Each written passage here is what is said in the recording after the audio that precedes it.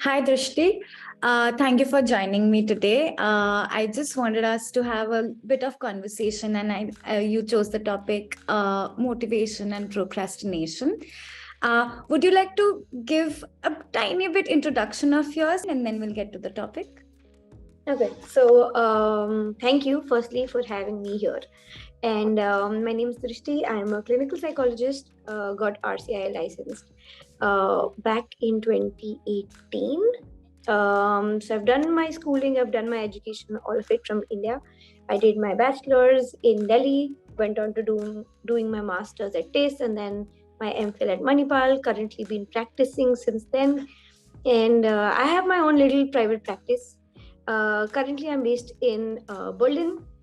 So I am working on the licensing system here, and Germany is known to be doing a lot of paperwork.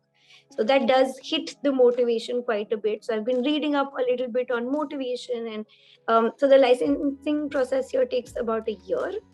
So procrastination and motivation is something that's extremely close to me at this point in time of the year as well. Sunlight has also taken away our motivation to exist. So I feel like this is a very, very close topic to me, and I thought, why not dive right into it? Fantastic. Okay, thank you. I think when we have a bit of personal attachment, we are in touch with the concept a little more deeply and not just theoretically. So that's great. Let's start with defining procrastination. Is that all right with you? Yes. How do you define it? And let's talk about that as we go. So I personally believe procrastination is nothing but pushing things off for later, like a delay in your response. You know that there is a task that requires your immediate attention, or there is a deadline on your head, and the minute you delay it is when you know you've put the pro in procrastination. You know you've held it for a later time. Okay, I will take care of it, I will do it later. And I don't know the exact definition, but I guess this is something that most of us can resonate with, right? That you've been given a task and you know you need to do it, and then you're like, okay, maybe after half an hour, maybe after a couple of hours, maybe tomorrow, maybe on the weekend I can do my dishes or I can do my laundry. So I guess yes, that's how I understand procrastination. That is great. And I would like to address one thing.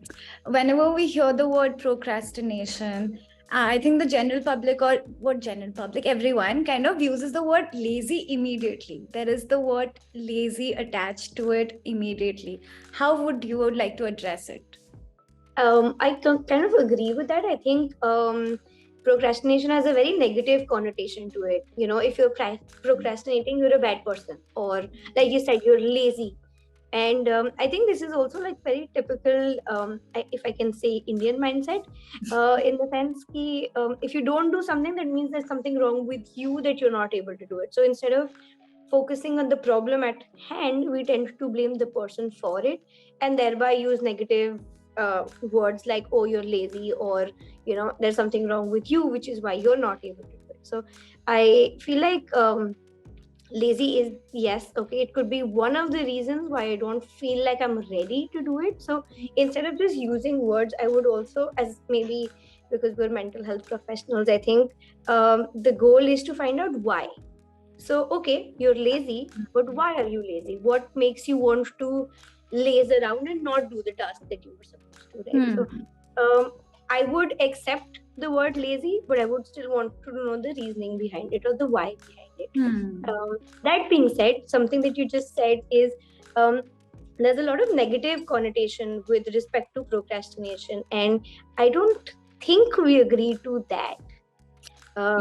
Do we? So, I mean, what is it that you'd like to share with respect to that? No, I absolutely, I do see the stigma when it comes to the word lazy, right? It's almost like a personality trait, right? That's what you do. Instead, I think when we are procrastinating, we might notice that there are certain events or certain tasks that we tend to procrastinate more than the others, or some tasks we are very excited about right. So it's not necessarily a personality trait as such as much as, you know, when we are procrastinating, there are certain deeper reasons. which could be multiple things, could be motivation, could be anxiety, multiple things, right? And I think let's also explore those different things that play a role when we are procrastinating. Right. And I also believe procrastinating, I mean, when I talk to a client, right, and this is something that they say, oh, I'm a procrastinator. I like Yeah. to break the definition down. Okay. Mhm. One of the metaphors that I really like to use is if you're driving a car, okay, and let's assume you're a procrastinator. So do you have a starter problem? Do you think that, you've inserted the key and it's not working? Mhm. Or do you think that you've driven a certain distance and after that you're tired and you don't want to push anymore, and now you're going to procrastinate and not restart your car? So is it a starter problem or is it a maintenance problem? Because procrastination is something that you can either the task is too difficult for you, or you're not motivated enough, or you have difficulty with how perfect it is, or you have that certain expectations from it. So is that the beginning problem, or is it something that you've been doing consistently and Mhm. now you have a problem with it and therefore you're scared to restart it, right? Yeah. For example, like a student who's probably passed their math exams in semester 1 and 2, right? Mhm. They're procrastinating for semester 3. So I'd like to know that you already did this in the past. Why is it becoming a challenge now? No. And I think that multifacetedness of procrastination is also important, right? Absolutely. And that's such a great metaphor to use, right? Like to understand where and when do you tend to do it. Because if it's not a starter problem, like you said, if is it a starting thing or is it a maintenance thing? Sometimes maintenance can seem boring to you, or maybe you lack energy, you are burnt out. I think it actually showcases a deeper problem when you Yeah. address this way. That's very cool. Yeah. Yeah, and it works. Like, I think metaphors are something that work really, really well in any context, right? Not just therapy. Breaks the concept down into something that's not very intimidating. Exactly. Metaphors actually help you with that distance, like it's not just you. We are talking about the general public. It's a story. It's an image that we build, and it helps Right. you actually process a lot of things with a better perspective. So I love this metaphor actually used for procrastination. All right. Let's also get to the topic of motivation. And maybe let's actually get to the topic of motivation a bit. Okay. Okay. So motivation, can we? I personally believe that procrastination happens primarily Mhm. a lot because of also our motivation. Again, using the same example again, am I not motivated to start? Um, you know, the task, or am I not motivated enough to complete it? Am I scared about the consequences if I complete it, right?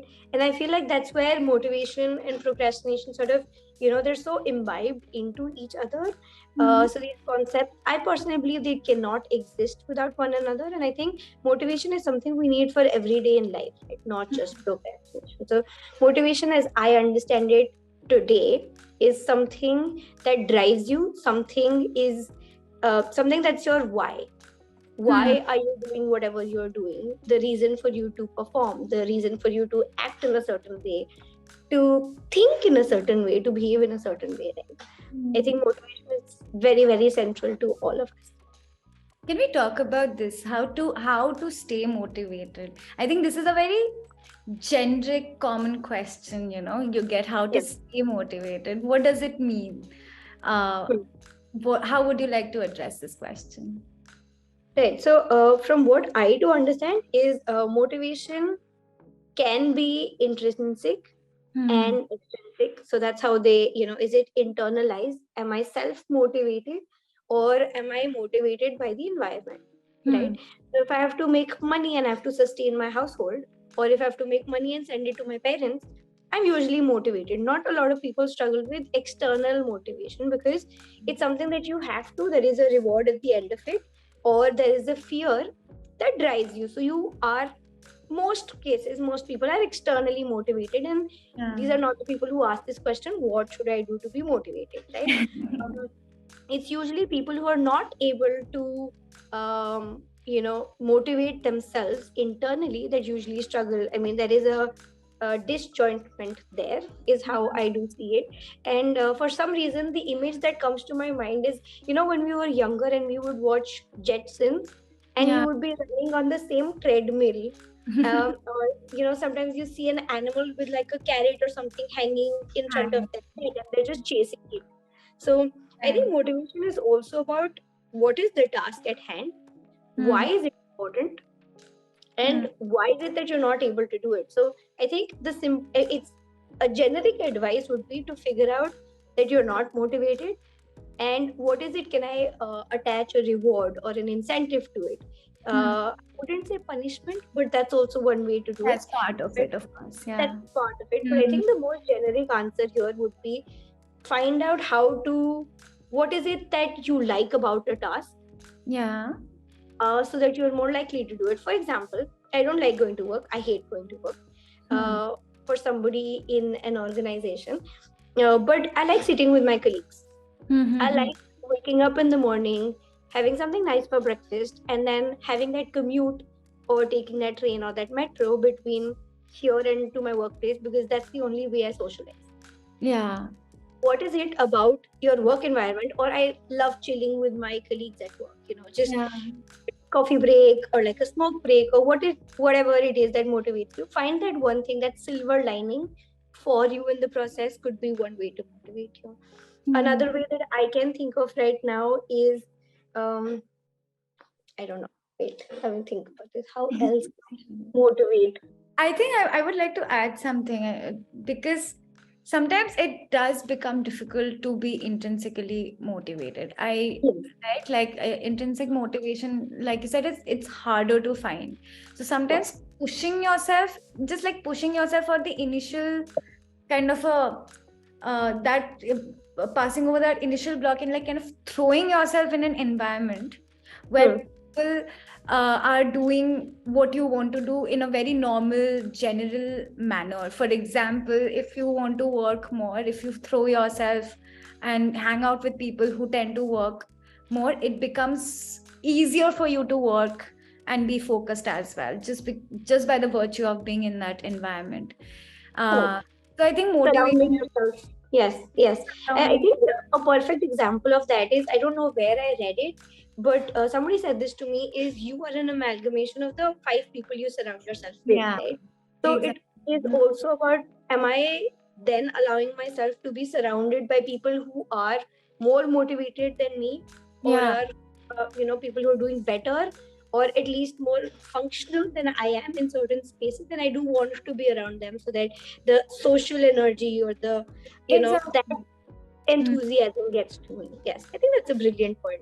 Yeah, and I think it makes motivation easier as well. If you're sitting in your room thinking, oh, I need that rush of um energy and rush of thing, it's very difficult. Like, I'm not saying it's impossible. Yeah. However, it's extreme, like it's 100 times difficult than like throwing yourself, finding people. For example, let's say you want to learn a new language.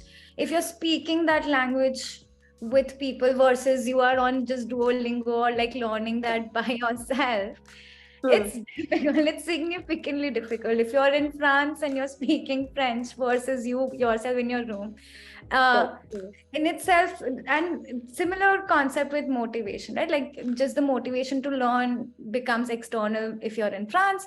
If you're not, it's very intrinsic. So I think Hmm. learning that is also important, right? Like, how can I make my drive little less important, like make my Hmm. internal life drive little less important, Hmm. and make it more about like kind of organize my environment based on that. Right, right, and that's actually the third form of motivation. Like, recent research now says that there is intrinsic, extrinsic, and family motivation. So, whatever am I doing, is that also an ideal that was set for me by my social environment, right? Hmm. So, like that language learning example you said, right? Yeah. But also something as basic as, I need to clear my medicine exam.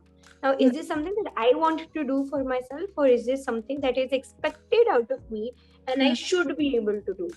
right? So then again, the boundary is a little blurred. But if I am surrounding myself with all the people who are more motivated, Yeah.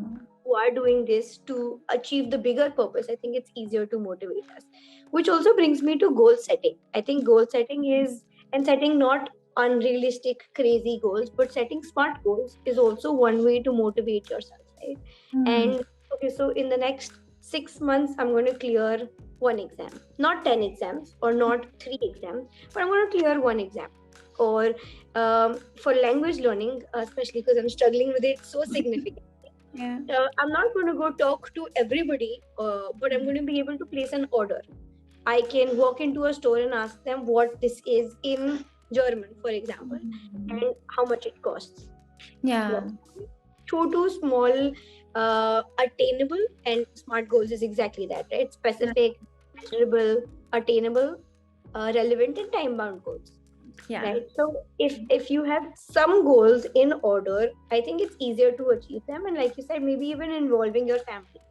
So Hmm. I was actually talking to a client recently, and they said, "Oh, I started gymming. No, swimming. They started swimming recently." And I was like, "Okay, it is so cold. Why are you swimming in this weather?" They said, "No, in the morning, me and my partner, we both go to an indoor pool, and that's how we have developed that habit." And in the morning, you're not motivated to do anything. Most of us are not, and that's okay. But having a tandem or having a partner to do it with, or announcing your goals to your friends, that's Hmm. also one way to get yourself motivated, because there is somebody who's asking you, somebody who's holding you accountable to Yeah. see if you achieve that goal, did you work towards it or not, right? Mhm. That also helps quite a bit. Absolutely. Yeah. Someone holding you accountable. And let's, I, there's such an interesting concept behind this. Why does this work? Because we have established an image in front of people, that the social image, and now we have to live up to that image. Right. I think this is such an interesting way that human beings work as well, that we are building certain roles and images for Hmm. us, that are not just a self image. It's not just about how do I see myself, it is also Right. about how people see us. So your self efficacy is dependent on Hmm. all of them coming together on Right. some level. And I think this is such an interesting thing, and as being social animals, this is actually a brilliant way to go Yeah. about, just like announce. And I think this is why, Also, sorry, sorry. no, I No, I was was just, saying it's also a double-edged sword in that sense. I mean, it's great if I've set an image that I have to live up to, so I'm going yeah, to be motivated to get there. But it's also like, oh shit, I have to get there, and if I don't get there, then I am screwed, which could also again lead to shame procrastination cycle, huh? and shame. Yes. Uh, Hmm. Exactly. I think shame is something that we are always running away from as fast as we can. yes. But yes, I think the other side also plays a role, right? Like you see people putting pictures of them going to the gym on Instagram, and it's Hmm. mostly about them. Like they do, it is Hmm. we may not be very impressed to look at them going to Hmm. the gym, but they are putting it up as almost their own own goal setting, or own reward, or own accountability Accountability or their own image that they hope to create for themselves, create for right? themselves. Yeah. Yes. Another thing, just talking about this, that I also thought about is that it's also important, like especially with the gym example, is to account for your previous achievements. Mm-hmm. And your achievements don't have to be specific to losing weight, but also something as basic as, oh, in the last week, I didn't want to, but I still made it to the gym thrice, Yeah. right? Or it's February already, and my gym membership didn't go completely waste. I didn't avoid that task completely. I still went, maybe not every day, but I went 15 times. That's Hmm. still decent, right? That's still something that you need to stop yourself and, say, oh wow, pat on my back. I'm proud I was able to pull this off. I Hmm. think the more we're able to establish specific points to say, oh, this is what I wasn't motivated to do, but I was able to achieve it. I think reflecting back on those results and, tracking your progress is also a form of self motivation. Absolutely, yeah. So that yeah, because a lot many times we just kind of fuss over what didn't we do, like, oh, I had this plan and I did not achieve it by this time. But let's say you did 7 out of 10 tasks, you Hmm. did 7 out of 10 tasks and Yeah. didn't do 3, and Hmm. we kind of forget to celebrate or even recognize that, which helps us to carry forward. Right, right. And it's so important to do that, right? I mean, we do not take our achievements into consideration at all. But I also think that it's so much in the fabric of our society in that sense, right? 10 standard, you get over. If you got a 10 or like a 9 point whatever, then you're great. If not, you are directly shoved into, okay, 11th, May, what are the subjects you're going to pick up? Yeah. Once you get like medicine or not medicine or commerce with maths or whatever, then you're like, okay, what are you going to do after 12th standard? Hmm. So the cycle is also like so rapid, and there is so much external pressure. I mean, 12th standard, you don't have time to celebrate your results. You're just answering calls from some extended family somewhere in the world who wants to know how you perform, right? So Yeah. the pressure is also very, very immense, which is why it's important to stop, breathe, know where you're at, assess and acknowledge where your motivation levels are at, where your achievements are, reflect. I think as a society, we Yeah. really need to reflect a lot more on where we were, where we've come, and where we hope to be more motivated in that sense, right? To keep ourselves driven. Yeah. A little more cohesion around all parts of it. You know, when we were talking about the gym thing, it also occurred to me how humility is important as well when it comes to motivation. Hmm. Uh, because one thing that happens, like if I have failed, right? Hmm. Like if I have failed, it is such a matter of shame. I will not talk about it, and I will not even uh, attempt it one more time. Yeah. It's Huh. done, right? It's a Hmm. slip up. I plan to go to gym like whatever 3 times this week. I didn't go once, and then it's Hmm. done. I think a little humility and understanding in our mistakes is also Hmm. important when it comes to motivation, right? Yeah. What do you think?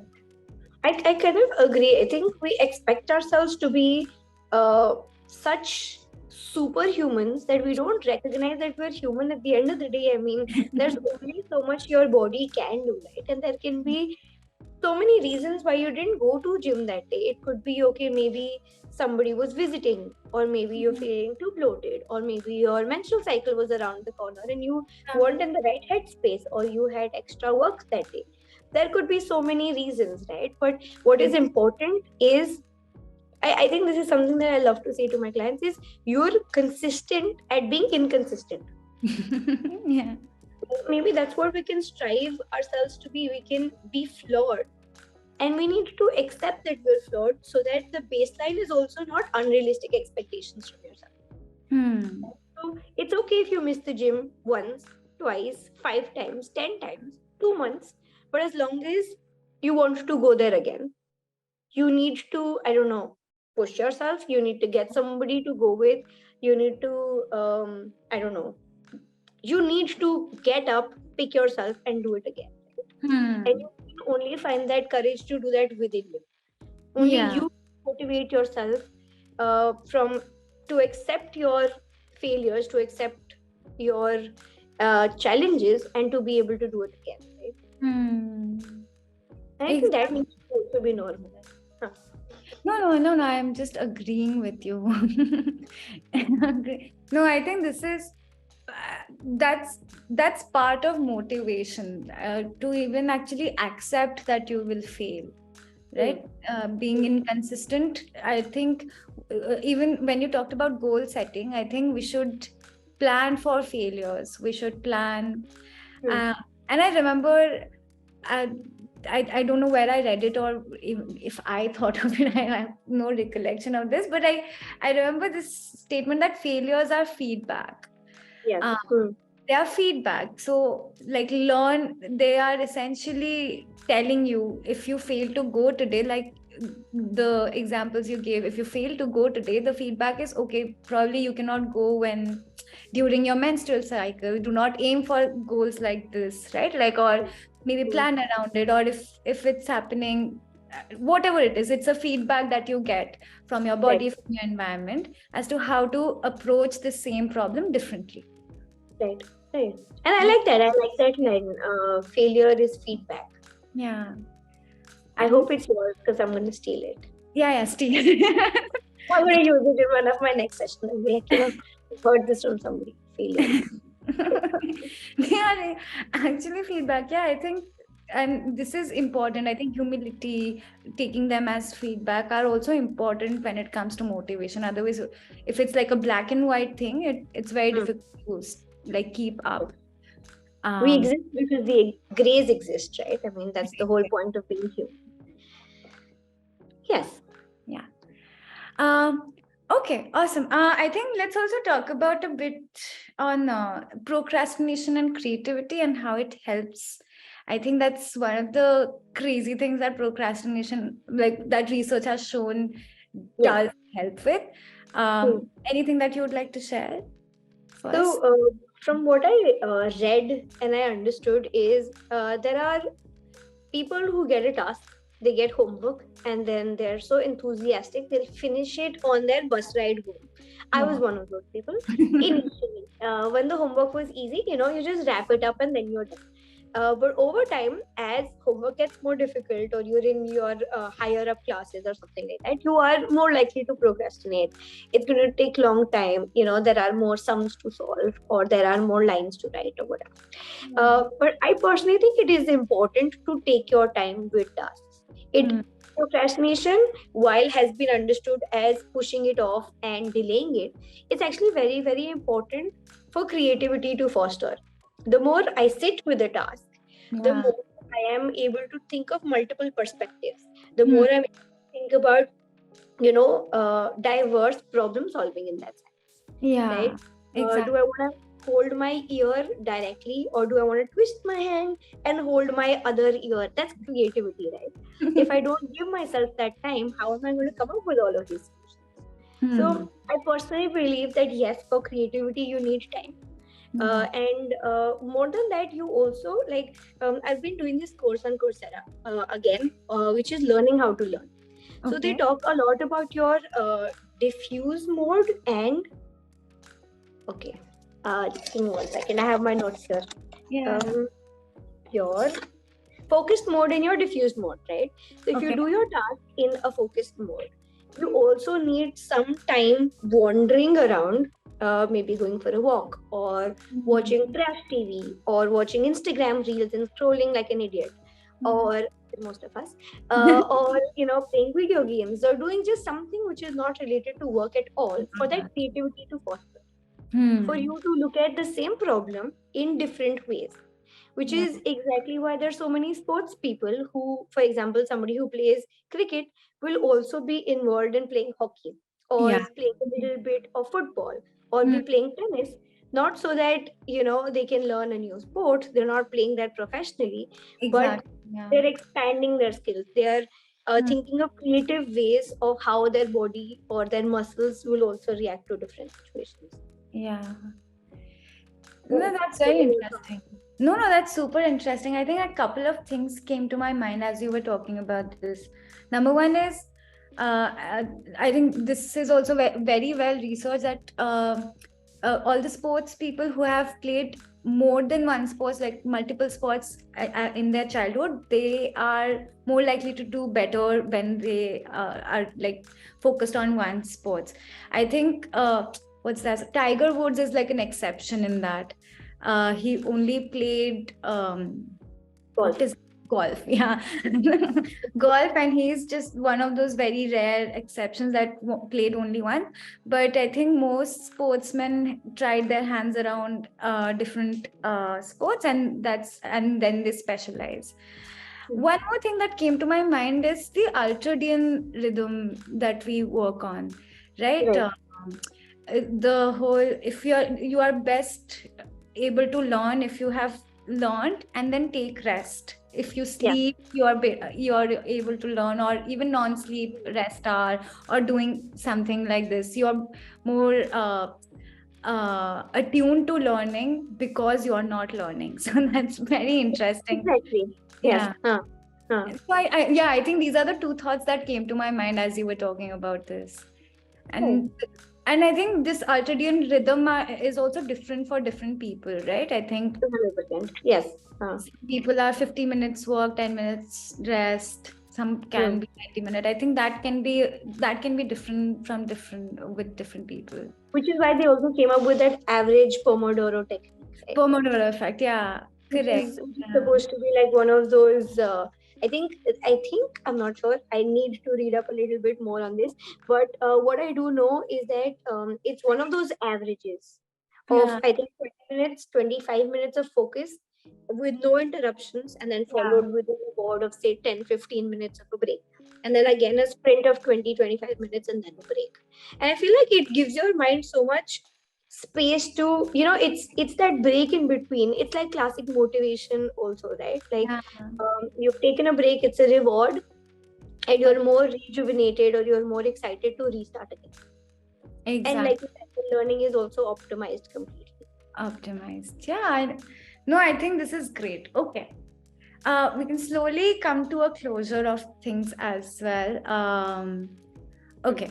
I think we discussed a bunch of things and how to stay motivated, how to procrastinate. I think something we might want to go a little deeper into is why do we tend to procrastinate? If there are a few definite reasons, like the most popular reasons people procrastinate, if you would like to talk about those. Okay, so this is how I see it, or this is whatever I've read and understood.